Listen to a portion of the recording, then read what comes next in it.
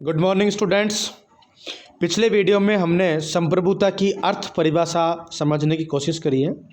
आज इस वीडियो में हम संप्रभुता की कुछ कैरेक्टरिस्टिक्स, विशेषताएं, लक्षण जो होते हैं उनके बारे में अध्ययन करने की कोशिश करेंगे। जैसा कि मैंने आपको पिछले वीडियो में बताया कि संप्रभुता एक राज्य का सबसे महत्वपूर्ण तत्व होता है। जिस प्रकार से हमारे शरीर में प्राण जो होते हैं, आत्मा जो होती है, उसी प्रकार से एक राज्य की संप्रभुता आत्मा के रूप में जानी जाती है। संप्रभुता की परिभाषा जो हमने समराइज करने की कोशिश करी, संप्रभुता सोवरेंटी जो कि एक इंग्लिश शब्द है, सुप्रेनेस जो लैटिन भाषा के एस सोवरेंटी ये एक इंग्लिश शब्द है संप्रभुता के लिए, और इस सोवरेंटी का लैटिन भाषा में SUPERNS सुप्रेनस, अर्थात जो सोवरेंटी शब्द है वो लैटिन भाषा के सुप्रेनस से बना है। और इस सुप्रेनस का अर्थ होता है सर्वोच्चता। क्या अर्थ होता है? सर्वोच्चता। इस प्रकार से हम कह सकते हैं कि संप्रभुता एक जो होती है सुप्रीम, सबसे सुप्रीम जो स्थिति होती है वो स्थिति होती है। इस संप्रभुता के लिए एक राज्य को स्वतंत्र होना चाहिए। अब आपके 2 नंबर की जो परिभाषा आएगी उसमें आप ये लिख सकते हैं कि संप्रभुता जो कि इंग्लिश शब्द है सोवरेंटी से बना है, और ये सोवरेंटी जो है वो लैटिन भाषा के सुप्रेनस से बना है, जिसका शाब्दिक अर्थ होता है सर्वोच्चता। अर्थात संप्रभुता एक स्वतंत्र राज्य की वह सर्वोच्च और अंतिम सत्ता होती है जो आंतरिक रूप से सबसे ऊपर और बाह्य रूप से वो किसी अन्य देश के प्राधीन या उसके अधीन नहीं होती, अर्थात वो बाह्य रूप से स्वतंत्र होती है, संप्रभुता कहलाती है। इस संप्रभुता अवधारणा का सबसे पहले प्रयोग फ्रांस में हुआ। फ्रांसीसी विद्वान हैं जीन बोंदा, उन्होंने 1576 में संप्रभुता शब्द का प्रयोग किया गया। उन्होंने किताब लिखी 6 बुक्स कंसर्निंग रिपब्लिका। उस रिपब्लिका बुक में इन्होंने संप्रभुता शब्द का जिक्र किया।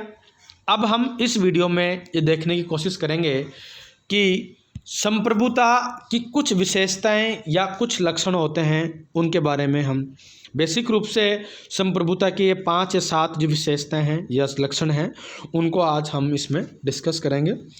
ये संप्रभुता जो होती है असीम होती है, पूर्ण होती है और निरंकुश होती है। सर्वव्यापकता, स्थायीकरण, अद्वैता, अविभाज्यता, मौलिकता और अनन्यता, ये 7 इसकी लक्षण हैं। इन लक्षणों को आज हम इस वीडियो में पढ़ेंगे। सबसे पहले देखते हैं कि संप्रभुता किस प्रकार से निरंकुश है, असीम है और पूर्ण है। एब्सोल्यूटनेस, संप्रभुता आंतरिक और बाह्य दोनों ही रूपों में निरंकुश होती है, पूर्ण होती है और ये सबसे ऊपर होती है। निरअंकुश, जिसके ऊपर किसी का अंकुश नहीं होता है। यह किसी भी इच्छा से बाधित नहीं होती है, यहाँ तक कि ये विधि द्वारा भी अनियंत्रित है, क्योंकि रूल इसी के द्वारा बनाए जाते हैं। अर्थात आपको यूँ समझने की कोशिश करनी चाहिए कि संप्रभुता, अभी हम भारत के रेफरेंस में बात करते हैं। भारत के रेफरेंस में संप्रभुता भारतीय संसद संविधान में निहित है। उस संसद को और संविधान को चलाने के लिए भारत के अंदर प्रधानमंत्री और उनका कैबिनेट है। तो विधि के द्वारा भी ये अनियंत्रित, अर्थात संविधान की विधि के अनुसार ये संप्रभु कोई कानून अगर बना देते हैं तो इनको कानून भी नहीं रोक सकते हैं, क्योंकि ये ही कानून को बनाने वाले होते हैं। ये संप्रभुता पूर्ण होती है, असीम, यानी इसकी कोई सीमा नहीं होती है। तो इस प्रकार से हम कह सकते हैं कि संप्रभुता एक निरंकुश, असीम और पूर्णता लिए हुए एक कंसेप्ट है। ऑस्टिन कहता है कि संप्रभुता अन्य सभी से आदेश पालन करवाने की स्थिति में होती है, किंतु स्वयं किसी के आदेश की पालन करने की अभ्यस्त या हैबिचुअल नहीं होती है। दूसरी इसकी विशेषता है वो है सर्वव्यापकता। अर्थात सर्वव्यापकता का मीनिंग यहाँ ये हुआ कि जो संप्रभुता होती है वो सभी जगह फैली हुई होती है या यूनिवर्सल होती है, या अर्थात हम यूँ कह सकते हैं भारत के संदर्भ में अगर देखा जाए तो भारत का जो एक निश्चित भूभाग है वहाँ तक भारत की संप्रभुता फैली हुई है। भारत सरकार के कोई कानून या आदेश को भारतीय क्षेत्र के अंदर कोई मानने के लिए मना नहीं कर सकता, क्योंकि वो संप्रभु के आदेश कानून ही आदेश हैं, अर्थात उन आदेशों की पालना करना हमारा धर्म है, हमारा दायित्व है। इस प्रकार से हम कह सकते हैं कि संप्रभुता है वो एक क्षेत्र, निश्चित क्षेत्र तक, जहाँ तक उस देश की सीमाएं फैली हुई हैं वो वहाँ तक व्यापक होती हैं। यह सर्वव्यापक स्थिति होती है। ऐसा नहीं है कि कोई आदेश है, कोई कानून एक जगह गुजरात में लागू है और राजस्थान में लागू नहीं है। अगर सेंट्रल गवर्नमेंट का कोई कानून है तो वो सेंट्रल विषय का कोई कानून है तो वो सभी जगह लागू होगा। राज्य के अंतर्गत रहने वाले व्यक्ति और राज्य में विद्यमान प्रत्येक संघ और समुदाय पर राज्य का प्रभुत्व, शक्ति का नियंत्रण हमेशा बना रहता है। अर्थात इन पर व्यक्ति, संघ, समुदाय संप्रभु द्वारा निर्मित कानून को मानने के लिए बाध्यकारी होते हैं, क्योंकि ये कानून सर्वोच्च संप्रभु द्वारा जारी किए गए होते हैं। दूसरी विशेषता हुई इसकी सर्वव्यापकता, पहली हुई निरंकुशता। अब हम बात करते हैं अगली विशेषता की, जो है स्थायित्व, परमानेंट। जो संप्रभुता होती है वो राज्य में निवास करती है और इसका जो स्वरूप होता है, इसका जो नेचर है वो है स्थायी, परमानेंट होती है, ये अस्थायी नहीं होती है। संप्रभुता स्थायी होती है। संप्रभुता का अंत करना राज्य का अंत करना है। जैसे भारत में संप्रभुता निवास करती है तो भारत में संप्रभुता का अंत करना भारत या राज्य का अंत करना होगा। सरकारें बदलती रहती हैं, सरकारों के बदले जाने से संप्रभुता के अस्तित्व पर कोई प्रभाव नहीं पड़ता। इसी संदर्भ में किसी ने कहा है कि राजा मृत है, राज्य चिरायु है। राजा मृत है, राजा मृत है, मतलब जो सम्राट होता है, राजा जो है वो मर सकता है, और राज्य क्या है, चिरायु है, चिर आयु। इसका मतलब ये हुआ कि सरकारें बदलती रहती हैं, प्रधानमंत्री दूसरा भी बन सकता है। जैसे पहले मनमोहन सिंह जी थे, अभी नरेंद्र मोदी जी हैं, आगे कोई दूसरा प्रधानमंत्री भी बन सकता है।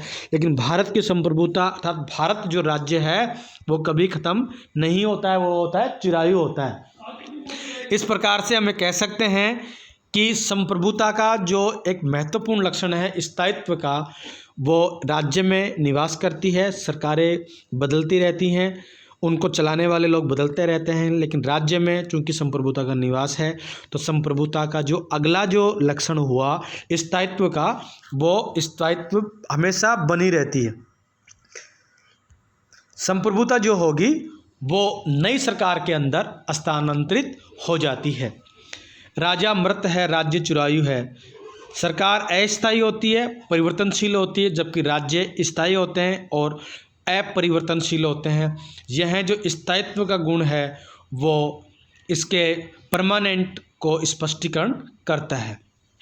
अगली जो इसके लक्षण हैं वो हैं अपृथक्करणीय अदेयता, मतलब संप्रभुता को हम किसी को दे नहीं सकते। संप्रभुता राज्य से अपृथक्करणीय होती है, अर्थात राज्य अगर है तो संप्रभुता है, और संप्रभुता अगर है तो राज्य है। राज्य और संप्रभुता एक दूसरे के पूरक हैं, इनको अलग अलग नहीं किया जा सकता। अर्थात राज्य स्वयं को नष्ट किए बिना संप्रभुता का त्याग नहीं कर सकता। राज्य से पृथकता का अर्थ है राज्य का विनाश या राज्य का अंत। अगली इसकी विशेषता है अविभाज्यता, इसको बांट नहीं सकते। अखंडता, इसके खंड टुकड़े नहीं कर सकते। संप्रभुता पूर्ण है, इसे विभाजित करने का अर्थ है अन्य राज्य का उदय होना। गार्नर ने इसी संदर्भ में गार्नर ने इसी संदर्भ में कहा है कि यदि संप्रभुता संपूर्ण नहीं है तो राज्य का अस्तित्व नहीं है, और यदि संप्रभुता विभाजित है तो एक से अधिक राज्यों का वहाँ अस्तित्व है, अर्थात संप्रभुता का विभाजन संभव नहीं है। एक अगली विशेषता है अनन्यता। अनन्यता का मीनिंग होता है शाब्दिक, इसके अलावा अन्य कोई और नहीं। अनन्यता, इसके अलावा अन्य और कोई नहीं। राज्य में केवल एक ही संप्रभु हो सकता है जो वैध रूप से जनता को आज्ञा पालन का आदेश देता है। अर्थात संप्रभुता अनन्यता लिए हुए होती है, अर्थात संप्रभुता केवल और केवल खुद एक अकेली ही संप्रभुता होती है, दूसरा कोई संप्रभु नहीं हो सकता। इसकी जो अंतिम विशेषता है वो है मौलिकता, ओरिजिनलिटी।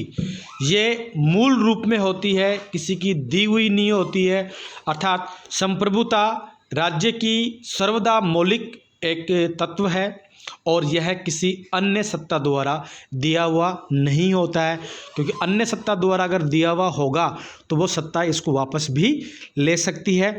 तो प्रिय विद्यार्थियों, आज हमने संप्रभुता की जो कुछ विशेषताएं हैं, कुछ बेसिक सेलेंट फीचर्स हैं, कैरेक्टरिस्टिक्स हैं, लक्षण हैं, उनको हमने पढ़ने की कोशिश करी है। और उन विशेषताओं में सबसे पहले हमने पढ़ा कि संप्रभुता निरंकुश होती है, असीम होती है, पूर्णता लिए हुए होती है। दूसरी है सर्वव्यापकता, स्थायित्व, अद्वैयता, अविभाज्यता, मौलिकता और अनन्यता। इस प्रकार से संप्रभुता की ये 7 जो है प्रमुख लक्षण हैं, इनको आप अपनी जो घर पे रजिस्टर लगाया हुआ है उसमें नोट डाउन कर लें। आज के लिए हम इतना ही पढ़ेंगे। अब कल हम इसकी संप्रभुता के कुछ प्रकार हैं, उन प्रकारों का वर्णन करेंगे। थैंक यू, बहुत बहुत धन्यवाद आपको।